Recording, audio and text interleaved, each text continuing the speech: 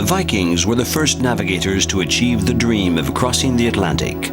Sailing from Scandinavia to one island to another, from Iceland to Greenland, they finally reached the coasts of Labrador about AD 1000. Their exploits remained unknown to their contemporaries, and Christopher Columbus was generally accepted as the discoverer of the Americas in 1492. In 1620, the Mayflower left Europe carrying about 100 Dutch and English people. This was the beginning of 3 centuries of immigration from Europe to the New World. In the mid-19th century, the first steamships took command of the Atlantic. In the early 20th century, despite the Titanic disaster, Atlantic crossings increased. Ocean liners were built bigger and faster and were more luxuriously equipped.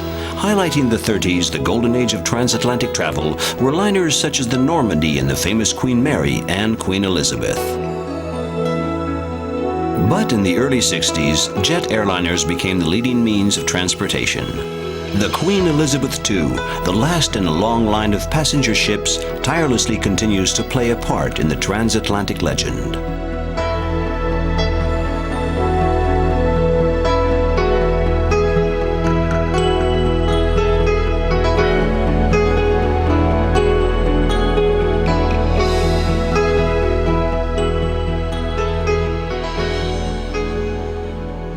Southampton, 7 a.m. The Queen Elizabeth II, nicknamed the QE2, arrives from New York. The sight of this huge vessel slowly emerging out of the blue-tinged night conjures up images of the Titanic or the Queen Mary, to name a few of the legendary grand ocean liners which many recognize from engravings or photographs and remember.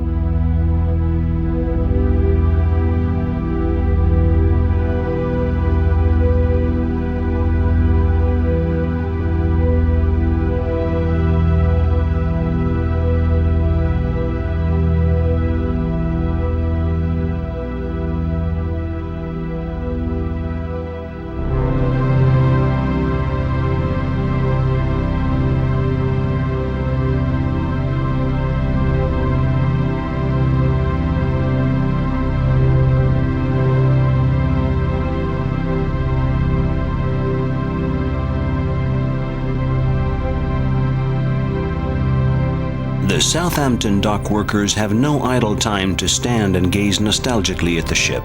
The QE2 will be here for just a few hours before leaving for New York.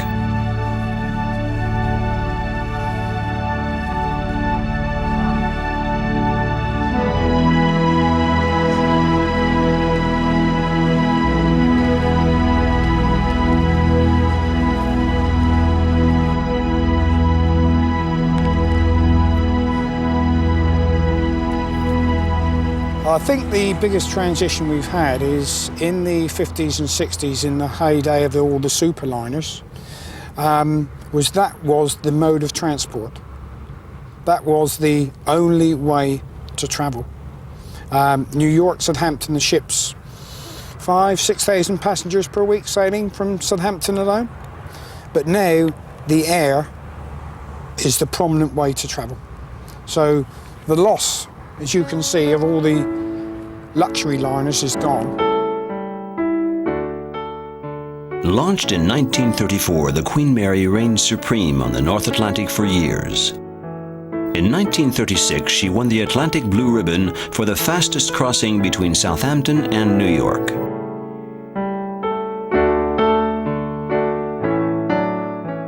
This 990-foot-long passenger liner, the first commercial ship to be christened by a member of the royal family, Queen Mary, retired in 1967. She was sold to the city of Long Beach in California and was converted into a Maritime Museum and floating hotel.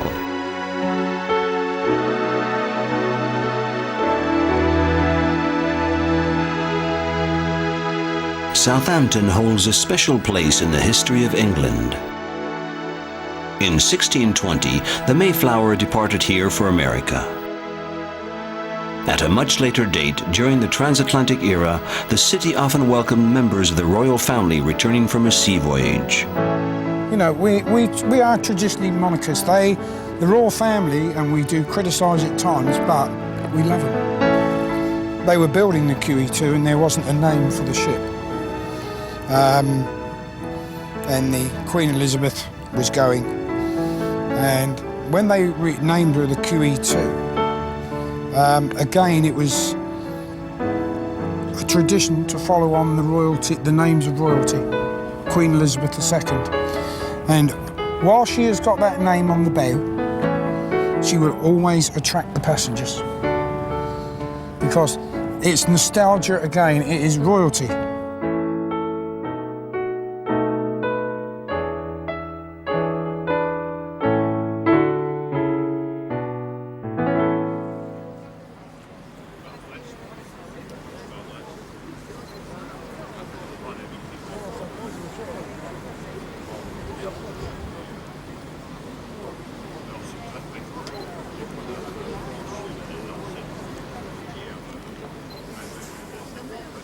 Far from the hustle and bustle of the 30s, Southampton today is a peaceful, typically English country town.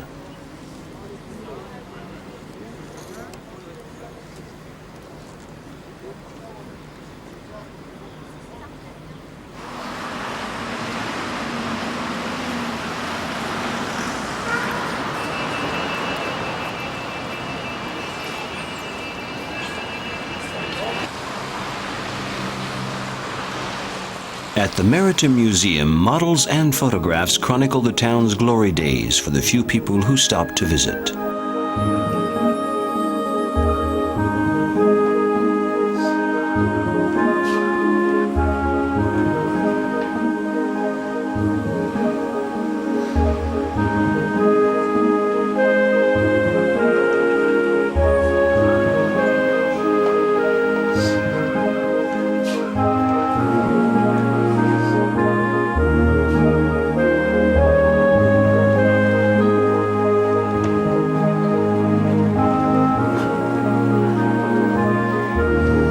I think people are nostalgic about the period of the liners because they see it as a great loss.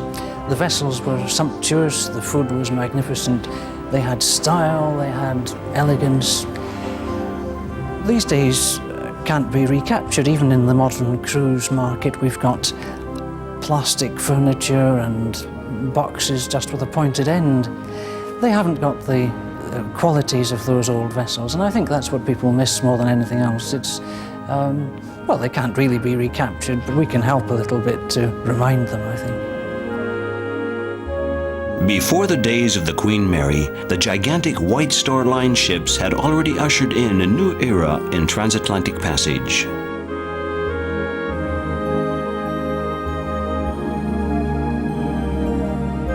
On April 10, 1912, one of their ships, the Titanic, left Southampton on its maiden voyage.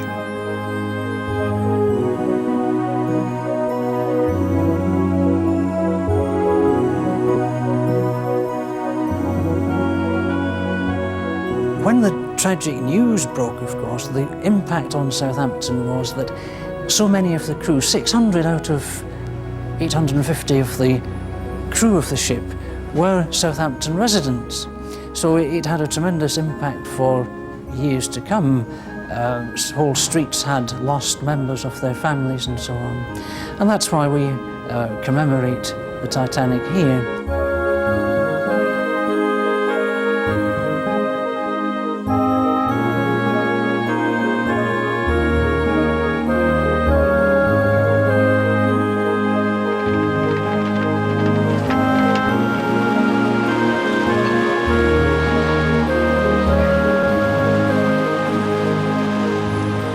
It's almost time for the Queen Elizabeth II to depart.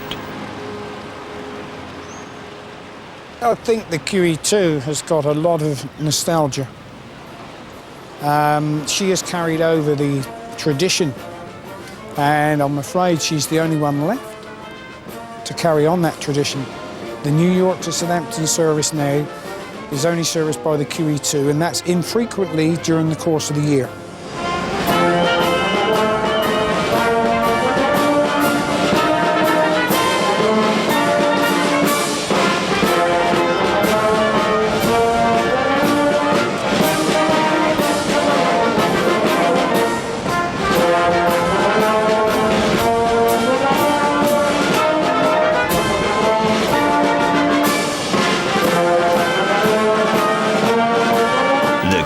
22 moves slowly away from the Southampton pier.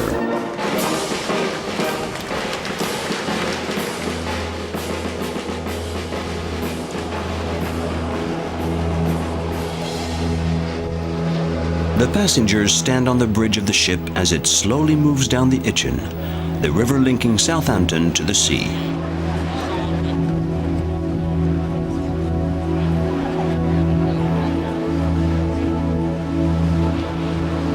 To watch the shore grow further and further away is an emotional moment.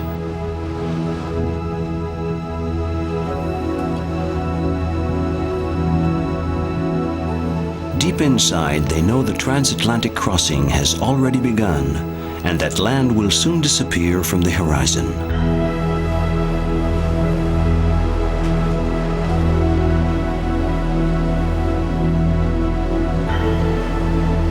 Land will not be sighted until 6 days later, when they arrive in New York after crossing 6,000 kilometers of the North Atlantic.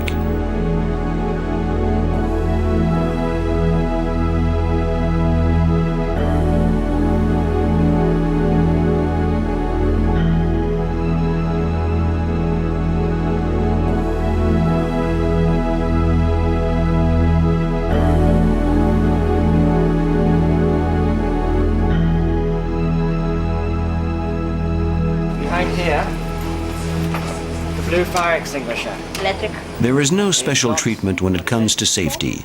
At the start of every passage, crew members are split up into small groups to review the emergency drills. Okay, if it's a small fire, you will deal with it yourself. What is powder used for? Electrical. Okay? I know it's for the electrical. Also, when Coast Guard, they'll probably ask you what's behind here.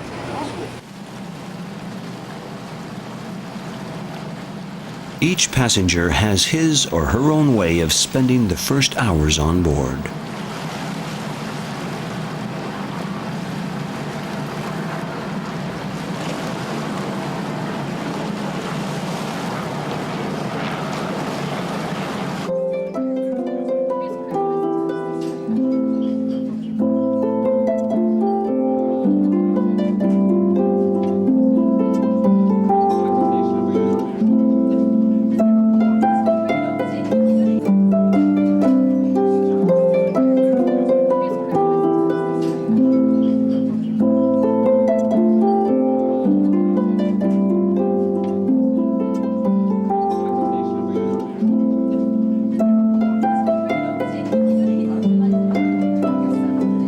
While tea-time devotees sit in the Grand Salon, several decks below in the ship's hold, crew members take inventory of the merchandise loaded on board in Southampton for the crossing. We've got about 12 people working in the department on a normal day, and that's supplemented to about 16 on the storing day. We all way forward down on 7 decks, which are actually 2.5 decks below the waterline. From Southampton, we will take on an average of about between 30 and 40,000 pounds of fresh produce. Beverage, we will take on in the region of about 50 pallets of various stocks, from soft drinks through to wines, through to beer. Different stores. This is what we call a beverage store, and this is our main liquor store, which carry all the beer and soft drinks and spirits. Then we have 2 other fridges which take all the conserve wines, the white wines, champagnes. Then we have another 4 boxes for all the fresh produce, another 6 for all the meat products, 2 for fish, and about 8 for various groceries and tool goods. Okay, we've just approached the caviar storeroom. This is where we keep all our caviar, foie gras, truffles.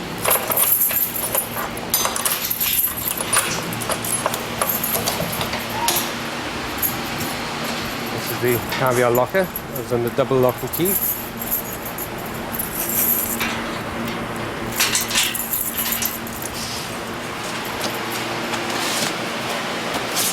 Various types of caviar we keep on board, etc. But we actually only carry 2, which is the Beluga and the Beluga. But at the moment we're carrying 3, which is the Golden Ossetra for special requests. This is the red wine and connoisseur fridge. A wide variety of red wines. One of our oldest, if not the oldest. It's a 1947. There's some more select wines. We have a 1979 Chateau Petrus.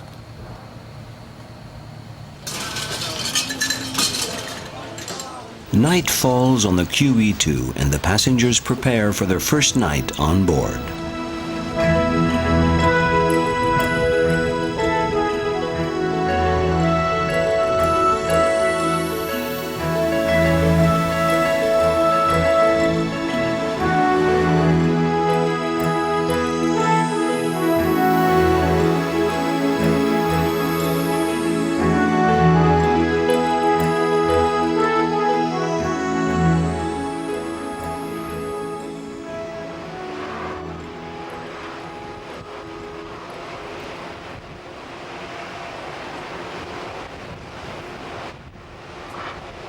The QE2 measures about 960 feet in length, and her extensive promenade decks are ideal for avid joggers or walkers.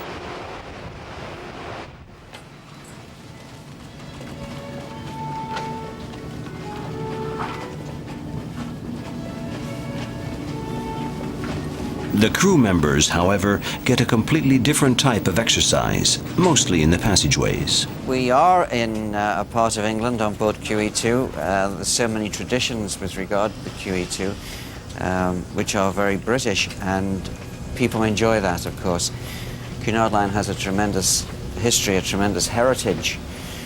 We had the old queens, Queen Elizabeth, the Queen Mary, the famous Mauritania, so many famous ships in the past, and we on board the QE2 try and uphold that tradition.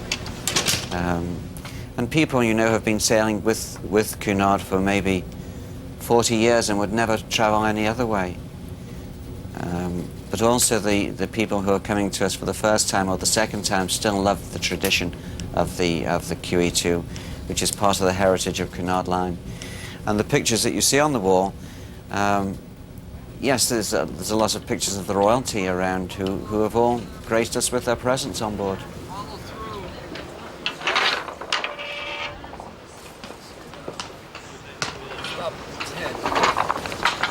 got to go down here, love. On day 2, the obviously experienced players take their turns at shuffleboard, the traditional ship deck game, or at ping pong.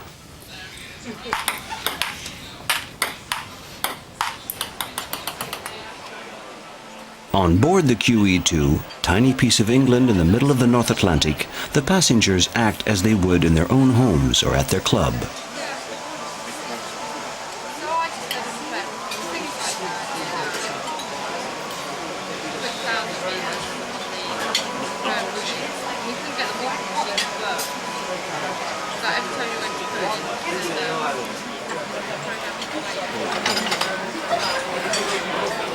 We are celebrating our 25th wedding anniversary, and this was a surprise organised by my husband. I believe it's a very romantic setting, and so far we're thoroughly enjoying the cruise. You have everything here that you could possibly need. It's like a little town on water. I've been on the QE2 3 or 4 times before on business, and I think there's something special about the QE2. It's like the supersonic airliner, the Concorde, is both French and British, and I'm sure that whenever a French person sees Air France Concorde takes off, they're very proud. And I think the British people feel the same about the QE2, the Queen Elizabeth II. It's a very special thing, and so it's a mixture of the romance of being aboard the Queen Elizabeth II and the fact that she is the flagship for the British, who are a seafaring nation.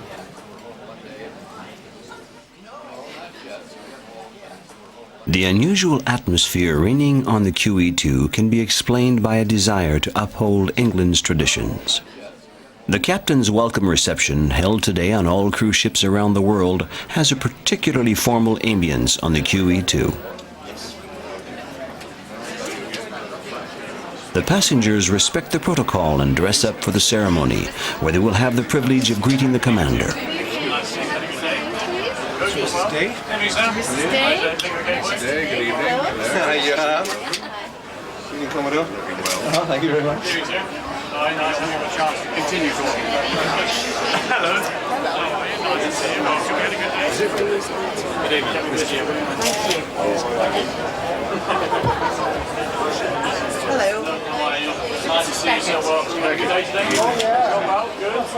Now that the commander has shaken several hundred hands, could he possibly be a little bored? Only passengers in certain cabin grades are invited to the evening event. Drinks in hand, they chat and wait for the captain to give his welcoming speech. In the meanwhile, the QE2's gentlemen hosts invite the female passengers to dance.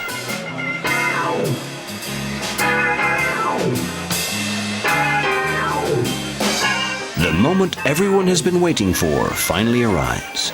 Good evening, ladies and gentlemen. Welcome aboard on this westbound transatlantic voyage.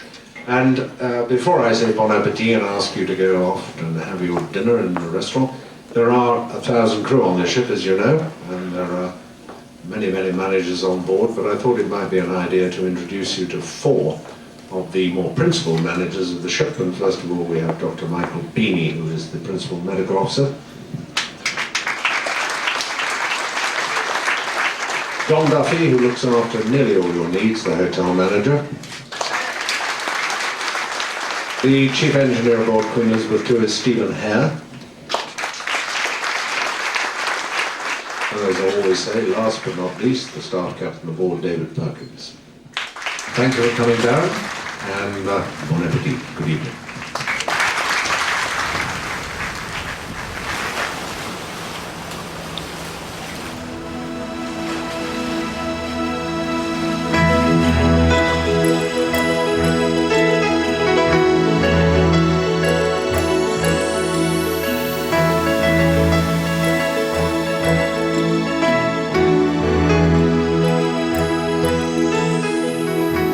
Britannia, launched in 1840, was the company's first steamship.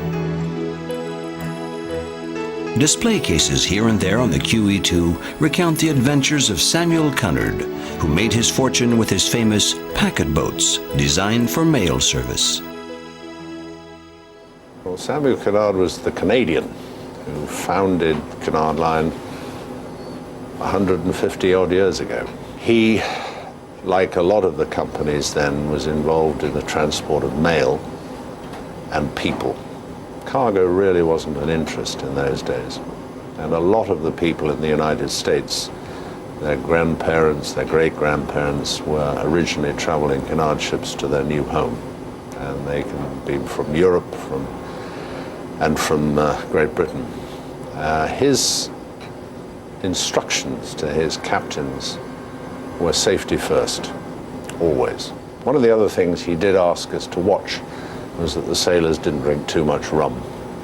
And we've tried to do that too. But he was an entrepreneur and established the name of Cunard, which is still a name to conjure with. Sadly, a lot of the other companies that were running at the same time as him have gone, and we are the last one left.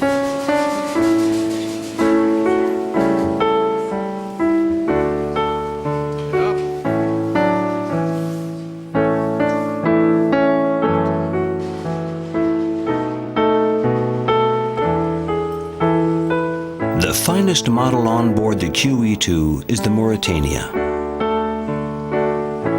Although speed was not the Cunard Line's main concern, the Mauritania, launched in 1907, kept the famous blue ribbon until 1929. During World War I, she served as a troop transport and hospital ship.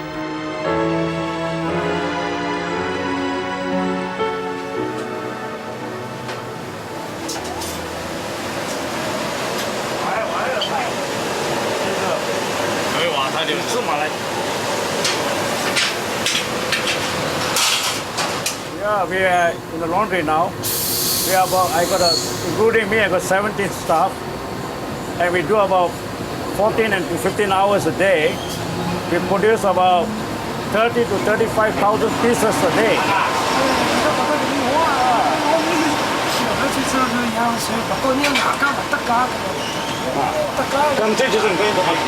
Normally we speak only two types of language, two types of Chinese language. So one is dialect and one is Mandarin. We got the Singapore, the Malaysian, Indonesian, and China. They only work here. They can't go to the deck. Never. It's not allowed. Why? Yeah, because this is for the passenger area. It's only for the passenger. Where you work, where you stay, but you can't move anywhere around the ship. As the ship sails further westward each day, they progressively change time zones. At noon, the QE2's siren signals when it's time to move watches ahead 1 hour. And we believe that Christ has abundantly blessed this love. He has already consecrated you in baptism, and he has enriched you and strengthened you through the sacrament of marriage. You have reached the There's never a dull moment on board. In the Grand Salon, where a fashion show, a lecture, and a bingo game took place several hours earlier, a priest is now celebrating the renewal of marriage for several couples. And you will say after me, please continue to wear this ring as a sign. In the group is a French couple on their maiden voyage aboard the Queen. And please put the ring on.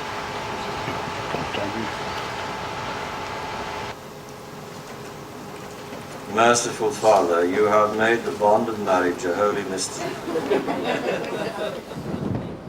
I like to travel.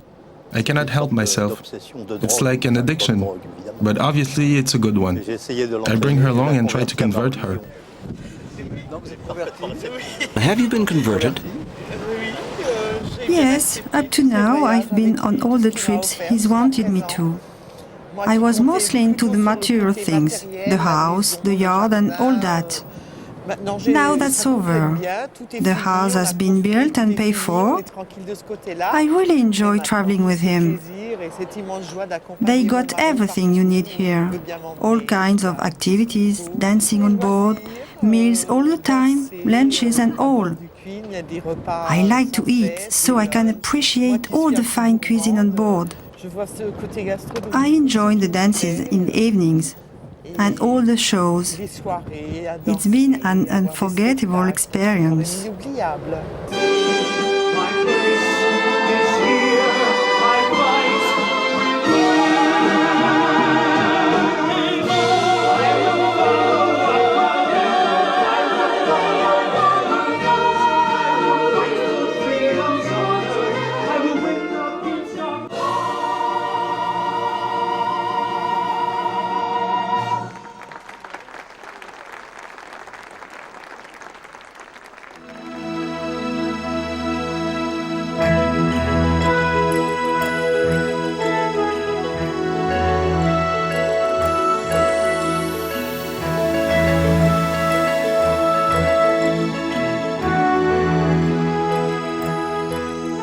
We reached the middle of the Atlantic after 3 days at sea. We are a transatlantic liner. We spend half of our life in this ocean and half of our life cruising. The ship is ageless, I think.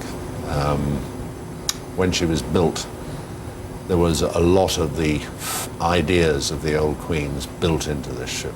And she's very strong, very fast. And there's an atmosphere on board which is different to the normal cruise ship. Although this particular crossing, we will have averaged about 25 knots for the schedule. And this means that we've been running at about 70% power. There's some in reserve. The ship is propelled by diesel-electric engines. She was originally a steam turbine ship, but 10 years ago we were converted to diesel-electric power, and as such she's a very fast ship.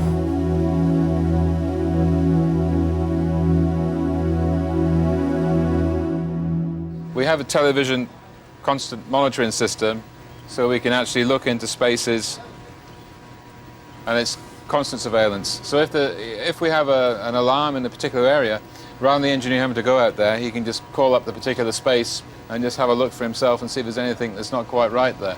And we also have a view which looks up the ship's funnel, so we can see what our exhaust gases are like. The Commodore rarely comes down to my empire. Occasionally, if I have something interesting to show him, I'll bring him down here, but otherwise, no, he doesn't come down here.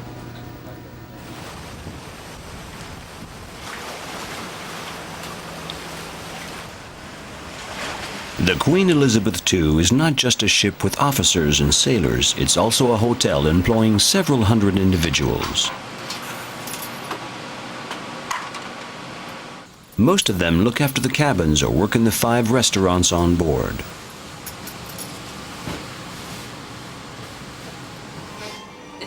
In the Caronia, the largest restaurant seating nearly 500, the Maître d' inspects his crew. Once during every crossing, the captain invites several carefully chosen passengers to sit at his table. So I'll tell you a little story that's a very, very quick one about the lady who came on board the ship in New York, and she had never sailed on the QE2 before, but they needed another person for the captain's table. So the maitre d' said to her, "Madam, I've got a lovely seat for you in the restaurant. You're sitting at the captain's table." And the lady turned round to the maitre d' and said, "Young man, I didn't pay all this money to sit with the crew."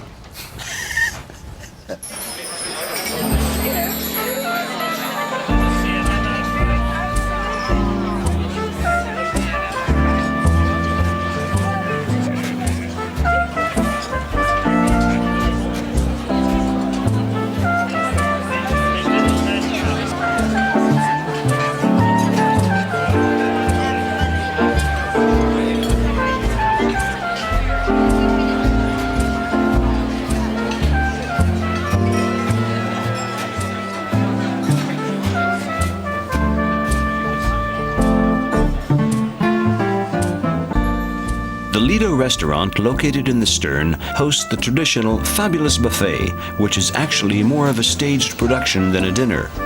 Throughout the crossing, Grand Cuisine holds a place of honor on the QE2. The passengers hurrying to this midnight buffet are mainly interested in admiring the elaborate display.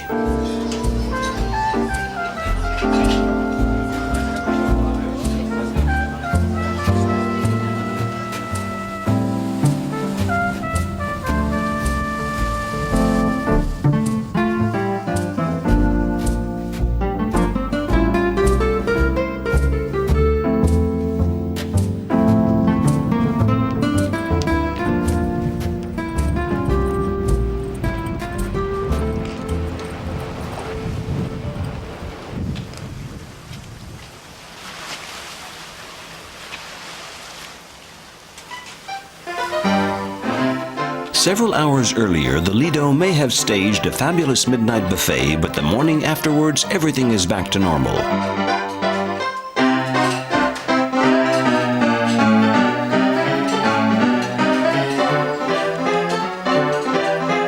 There are new meals and different uniforms.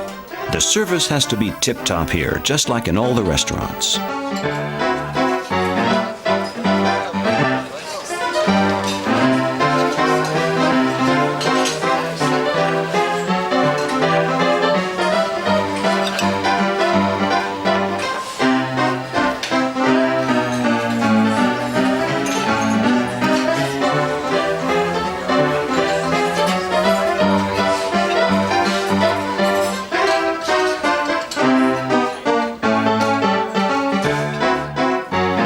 On day 4, the weather suddenly changes and the ocean starts to swell. The QE2 is entering a turbulent zone caused by Hurricane Erika, as the weather report had predicted. However, work goes on in the galleys thanks to the ship's stabilizers. What you see here is all the appetizers are just being prepared for lunch. For a transatlantic cruise, we need every day up to 900 plates in total. It's a lot, It's a lot, yeah, it's really a lot. I have exactly 107 chefs, which reflect out of 25 countries, and I have 70 Filipinos which are doing cleaning work and utility work. From my point of view, being executive chef on QE2, it is also very special because I have like 5 restaurants here, and each restaurant has its different character, and also the quality of the food and the menus are completely different. So for me, it is like I'm being chef on 4 different ships. Aside from the ship pitching slightly, there's no indication that the sports and fitness center is located on one of the lowest decks below the waterline.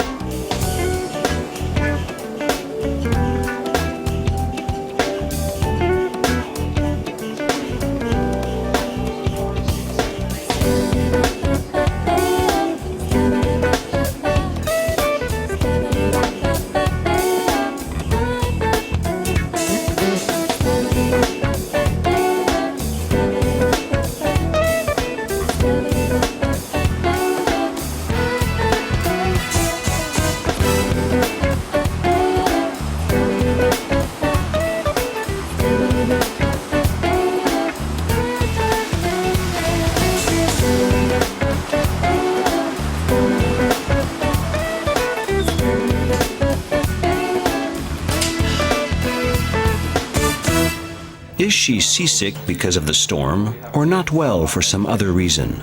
This passenger is the only patient in the ship's hospital and is getting the doctor's full attention. We are looking after a total number of nearly 3,000 people, 1,000 crew, and sometimes nearly 2,000 passengers. We have a 10-bedded hospital, 10 beds, which has piped oxygen all the way through. And one special area, which has 2 beds, we use as a coronary care facility, a sort of simple coronary care facility. Many people ask this question whether we do any operations at sea. And perhaps they did in the old days, but these days it's not really that easy a thing to do. And because we are always in port, we usually try and hold people who need an operation, hold them, stabilize them, until we get them ashore. Finally, in the structure of the hospital, we do have we have a fridge, a deep freeze fridge, which everybody wants to know about. And that's not for keeping milk or food stores in. It's for keeping 2 bodies. We have two spaces for 2 bodies. The Golden Lion pub is open. It's time to have one last drink before bedtime.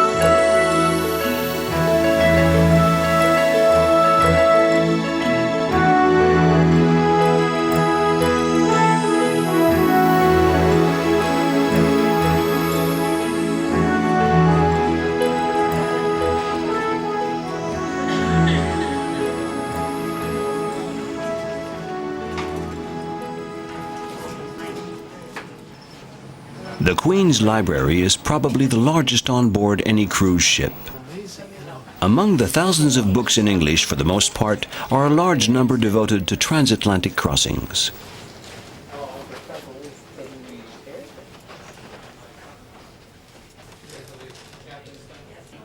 Until the end of the voyage. Right. They'll probably read it. As a young boy of 18, I joined Cunard back in 1949-50, and as a purser, a junior purser, and my first ship in those days was the old Queen Elizabeth. And then I moved over to the Queen Mary, which was a beautiful, stately lady. They were in 3 classes, very, very tight 3 classes, and there were gates between those classes, and the passengers were never able to go from one to another. And we had masters-at-arms in uniform patrolling the ships, and if they saw a passenger that they thought shouldn't be in first class or didn't belong in first class, they would ask them the cabin number and escort them back to the class. This huge display catches the passengers' attention. They spend some time making out the celebrities who have traveled on the former queens. Royalty, heads of state, industrialists, and showbiz stars.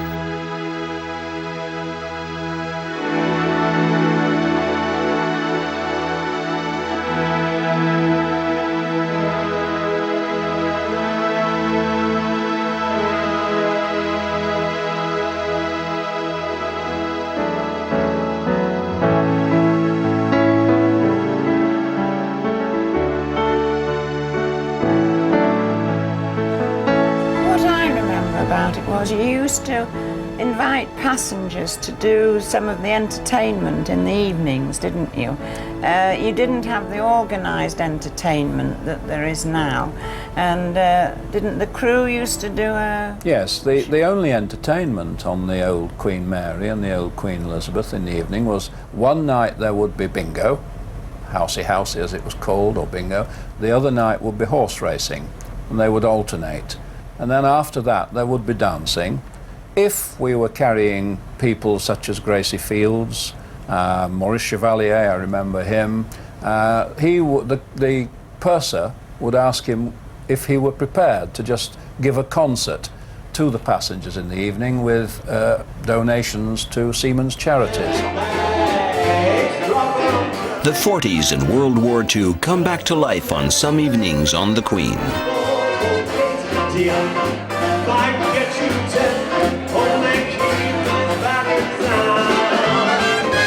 The Queen Mary and Queen Elizabeth were used for transporting Allied troops. Winston Churchill credited these 2 ships for shortening the war by a year.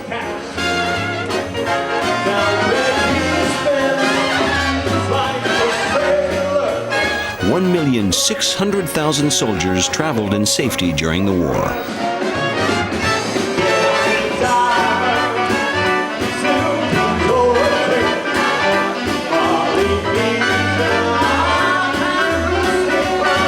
First time that a Queen liner had been into New York on a maiden voyage since 1939, really, and so that was tremendous. We were met by 300 small craft in the Hudson River.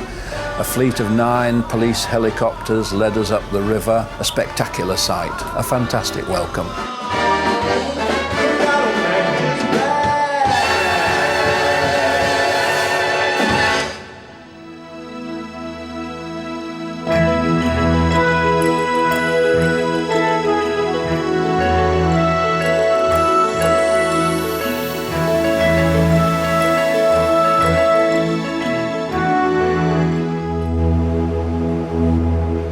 After sailing for 6 days at sea and covering nearly 6,000 kilometers across the North Atlantic, the QE2 arrives in the United States.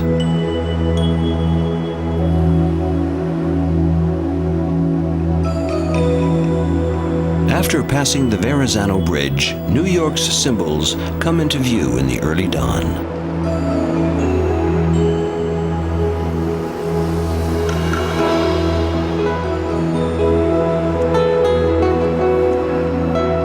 The tip of Manhattan, spiked with its famous skyscrapers, looms before the ship.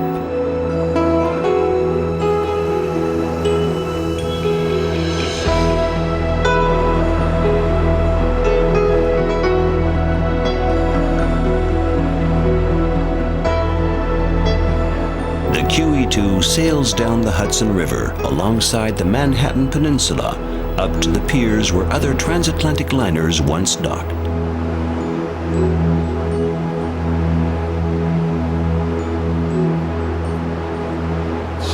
One of the most exciting ports to arrive in New York, anywhere in the world, and I just love coming back here. I mean, look at that sunrise over the Empire State Building there.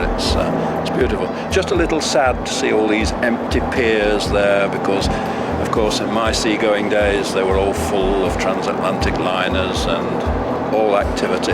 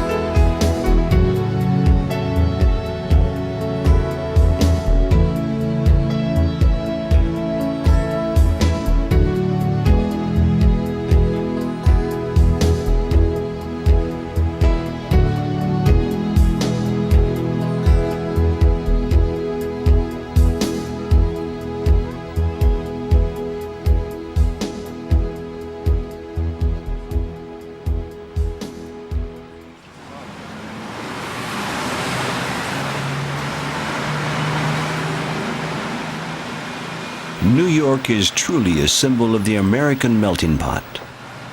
Some of the city's neighborhoods, such as Harlem, recall the migrations of blacks from the South.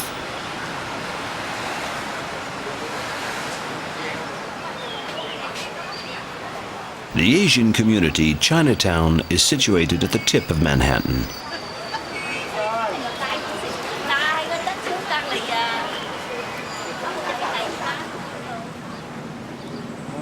In the 19th century, New York alone opened its doors to 3/4 of the immigrants arriving in the United States. At this time, they naturally came by ship at the very spot where the ferries today discharge a flood of employees headed to work.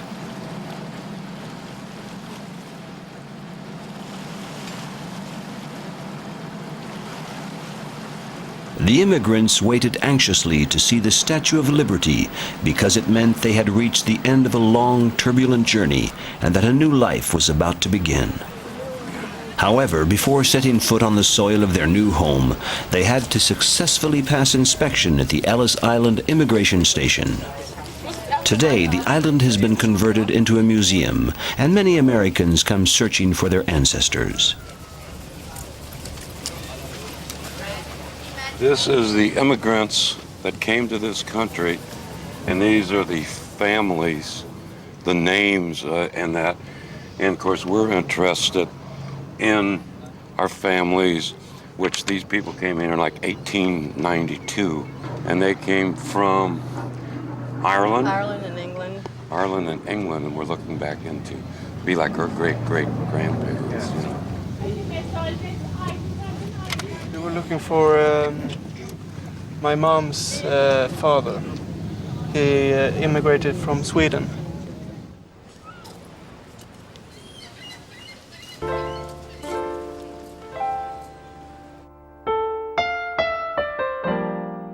Ellis Island is truly an American symbol.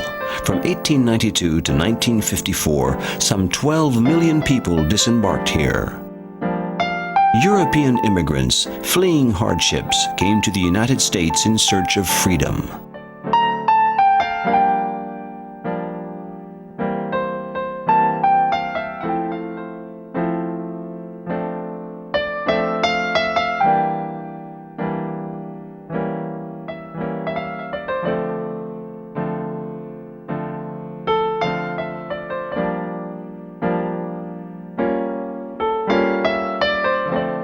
As the ships arrived from Europe with the immigrants as well as first and second class passengers, they were stopped outside the harbor.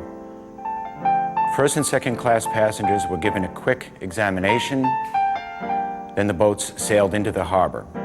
First and second class passengers were allowed to disembark and start their life. It was only those people in the bottom of the boat, called the steerage section of the boat, that had to be processed at Ellis Island. They were then ferried back here to Ellis Island, where their processing began. As they entered the main building, they first were asked to leave those bags that they could not carry through the inspection.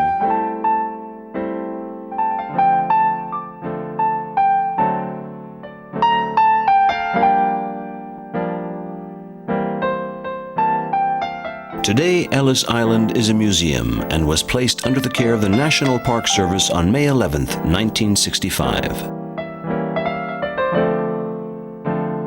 Over 30 galleries display simple, everyday artifacts which belong to the millions of immigrants from all over Europe.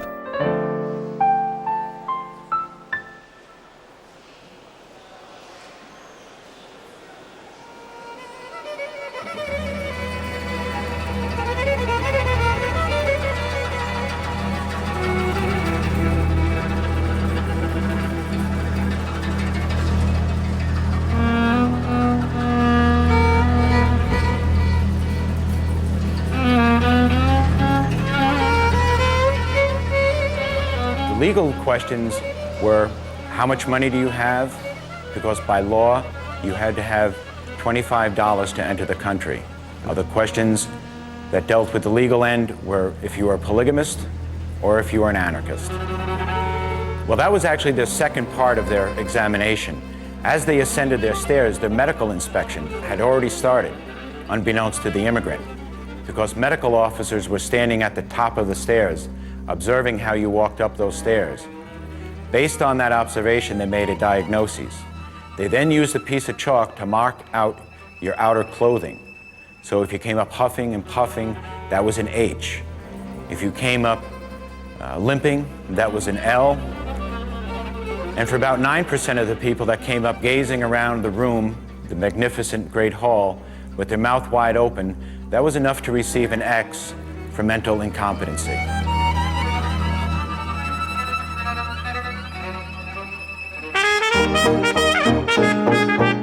The beauty and height of New York's skyscrapers evolved the same way the steamships did. At the turn of the century, we had the Titanic and neo-Gothic structures, like the Woolworth Building, while the 30s ushered in the glamorous ocean liners and Art Deco skyscrapers.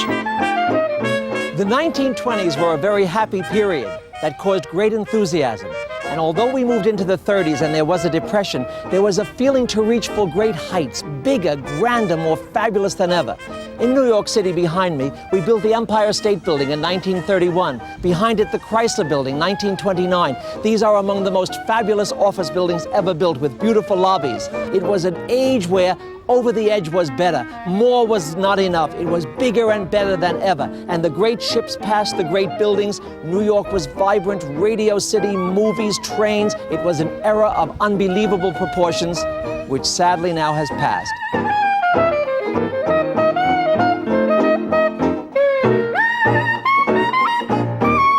The era of the great passenger liners is past. The old port of New York is now a museum with permanently moored empty boats. Only a modest rusted plaque commemorates the Titanic shipwreck. The day the Queen Elizabeth ends her crossings between Europe and the United States, the era of transatlantic sea travel will definitely be over.